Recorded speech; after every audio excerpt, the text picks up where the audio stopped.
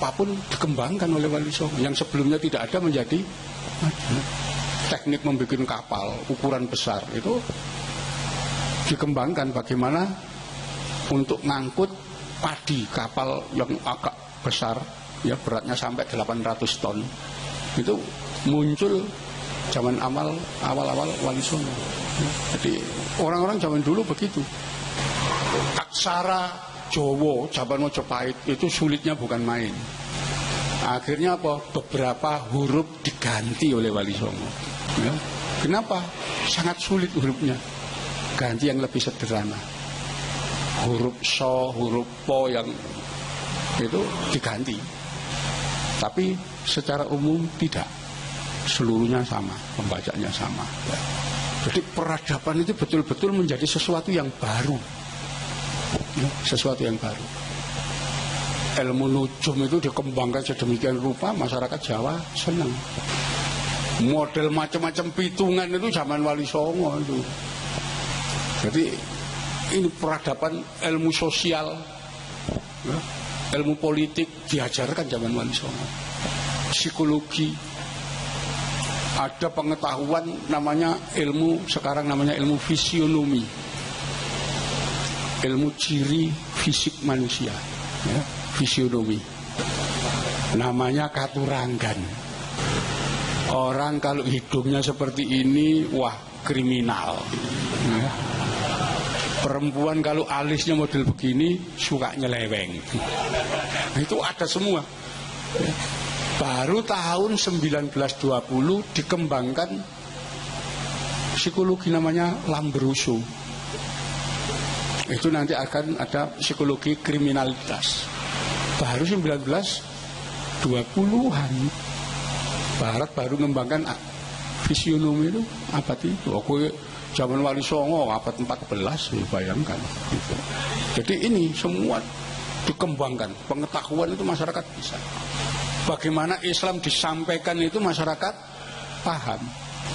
Ibadah tidak digunakan nama sholat, tapi sembah yang, menyembah yang. Tempat sembahyang bukan di musola, tapi langgar, dari kata-kata sanggar. Tidak makan, tidak minum, tidak pakai nama saum, tapi upawasa, dari kata-kata puasa. Itu disampaikan betul oleh Wali Songo. Cara-cara yang sangat persuasif, ya. Nggak ada itu konflik-konflik itu. Kenapa? Dan Wali Songo berani jamin, sapa sing mlebu Islam bakal mlebu swarga. Padahal aslinya kan Islam tidak ada jaminan kan. Mana ada ayatnya? Sapa sing salate sregep mlebu swarga? Enggak ada. Ya, salat ae diancam fawailul lil musholin kok. Ya, sembayang iso mlebu neraka wel. Ya. Tapi Wali Songo mengatakan wong Islam sing wis maca syahadat, khitan, gelem sunat, selamatan, wis Islam mlebu swarga. Tapi tidak sekedar menjamin, enggak Wali Songo, tapi membentuk nilai, aturan. Masyarakat tidak diperkenankan menyebut nama orang mati dengan kata-kata jelek. Tidak boleh menyebut orang mati dengan gelar-gelar yang jelek. Gelarnya harus baik. Sopo ae wong sing nyebut almarhum aswa kudu nganggo gelar Suwargi atau Jenati. Suwargi Pak Narto, Jenati Pak Joyo. Jenati dari kata-kata Janati, ahli swarga. Itu tata krama. Jadi siapapun menyebut iki ahli swarga. Oh, Suwargi Pak Joyo, Suwargi Pak Noto, itu nggak boleh. Pak Noto itu terkenal wong jahat, bakil, langsung masyarakat nyebut, oh jahanam Pak Noto. Wah, nggak boleh, karena dianggap itulah. Jadi tata krama, akhirnya semua mengatakan wong sing mati mlebu swarga, ahli surga. Jadi caranya halus sekali model itu. Tidak seperti sekarang. Sopo sing gak sembayang neraka. Ketemu ae wis ahli bid'ah neraka. Wah, sing dijanjekno neraka terus ya wedi kabeh masyarakat. Jadi itu zaman dulu model dakwanya seperti itu. Dan Wali Songo itu memang lokal, yang dikenalkan itu kata-kata lokal. Karena kalau kita membaca naskah-naskah Demak, ya, naskah zaman Pajang sampai Mataram, Allah itu disebut dengan Sang Hyang Widi, Sang Hyang Tunggal, Sang Hyang Wenang, Sang Hyang Manon, ya, dengan Sang Hyang itu. Nah ini kalau ketemu orang Islam gelombang ketiga kan ya, loh ini dewa apa meneh gitu. Ya, memang modelnya begitu. Ya. Jadi tauhid itu yang dipentingkan. Ulama-ulama tasawuf dulu yang berkembang itu, bukan fikih. Fikih itu belakangan. Jadi semua hukum disampaikan sebagai realita kehidupan. Hukum waris ya, itu sederhana penetapan itu. Wong wadon sak gendongan, wong lanang sak pikul. Ucapan itu sudah tidak disebutkan. Iki hadisnya nggak ada itu. Dan masyarakat ya tunduk wong sing ngomong wali gitu, ya. Artinya laki-laki itu 2 kali perempuan. Modelnya begitu. Nanti panen, kerja orang bantu, seketika pulang sore selesai, upahnya dibawa pulang masing-masing. Itu kan sabda Rasul. Bayarlah keringat upah sebelum keringatnya kering. Dalam praktek kehidupan. Wene ono mangan wong kang kaliren, wene ono ngombe wong kang ngelak dan seterusnya. Wene ono tekan wong kang wuta, itu diajarkan dalam kehidupan sehari-hari. Tahun 1970-an ya, saya masih SD waktu itu. Di kota Surabaya itu di jalan-jalan besar, depan rumahnya orang itu pasti ada kendi. Ya itu orang minum. Itu warisan Wali Songo zaman dulu. Tahun 70-an. Sekarang tahun 80 90 sudah hilang. Sekarang enggak ada. Dulu masih ada. Ya, zaman Wali itu memberikan minum orang di jalan, tidak perlu minta ke karena kehausan minum aja karena banyak orang itu. Nah ini peradaban zaman dulu berkembang zaman Wali Songo. Ya, dan itu menyebabkan Portugis tidak berani menginjakkan kaki ke Jawa dan Sumatera. Teknologinya sudah maju. Belanda aja ketika membangun benteng di Batavia, ya, Sunda Kelapa, atas izin Sultan Banten, 2 kali digempur Sultan Agung kok. Nggak berani macam-macam.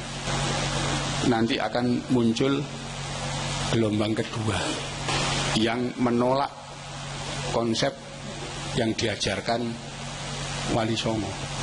Wali Songo itu menulis semua pelajaran Islam dengan tulisan Jawa Hono Coroko.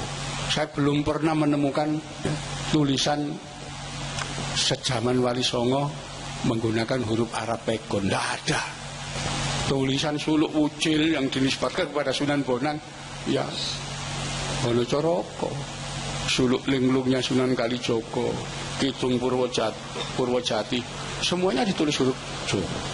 Belakangan muncul ditolak. Semua yang tidak ditulis dalam huruf Arab artinya ini warisan zaman Hindu, zaman Mojopahit.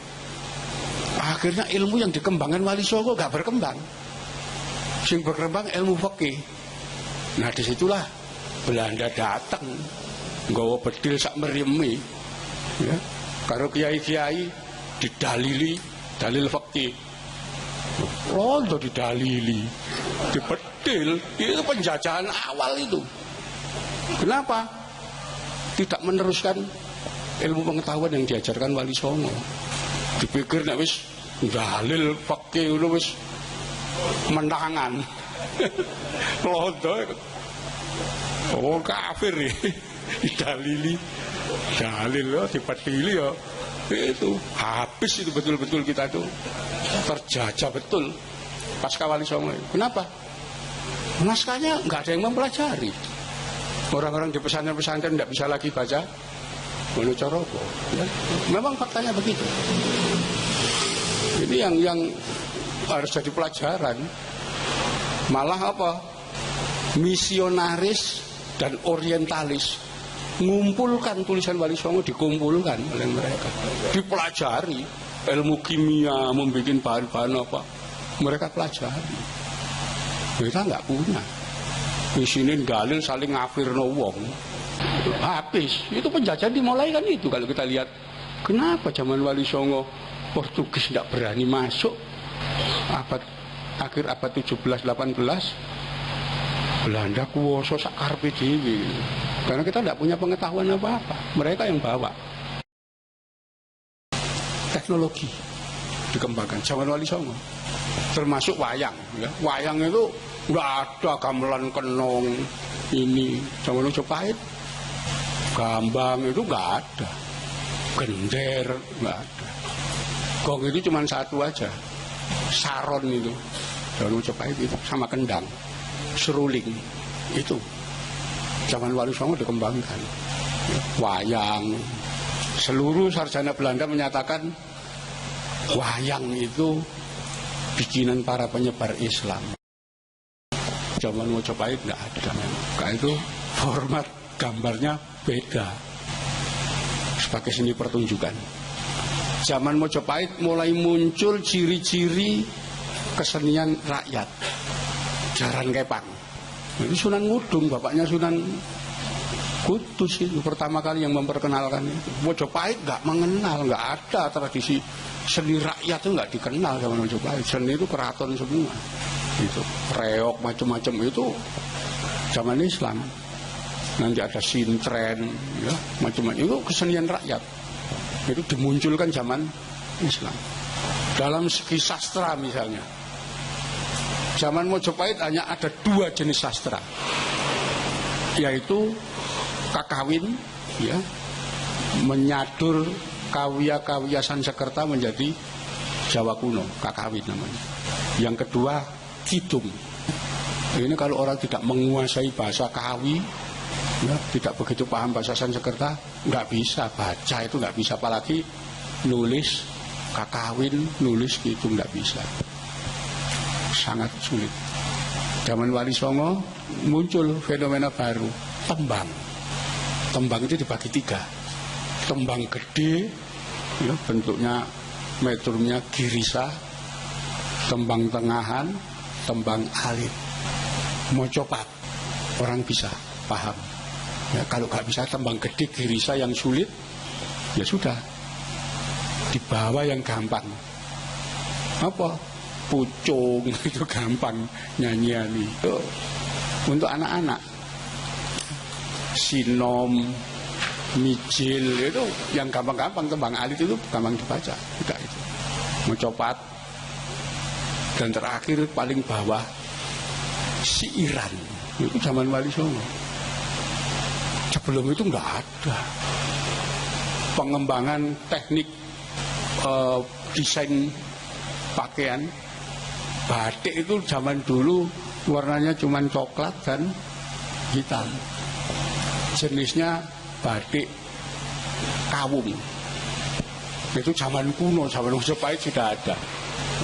Begitu zaman Wali Songo, terus ada batik Sidomukti, Sidoluhur, ya, parang-parang kelitik, parang-parang, wah macam-macam jenisnya.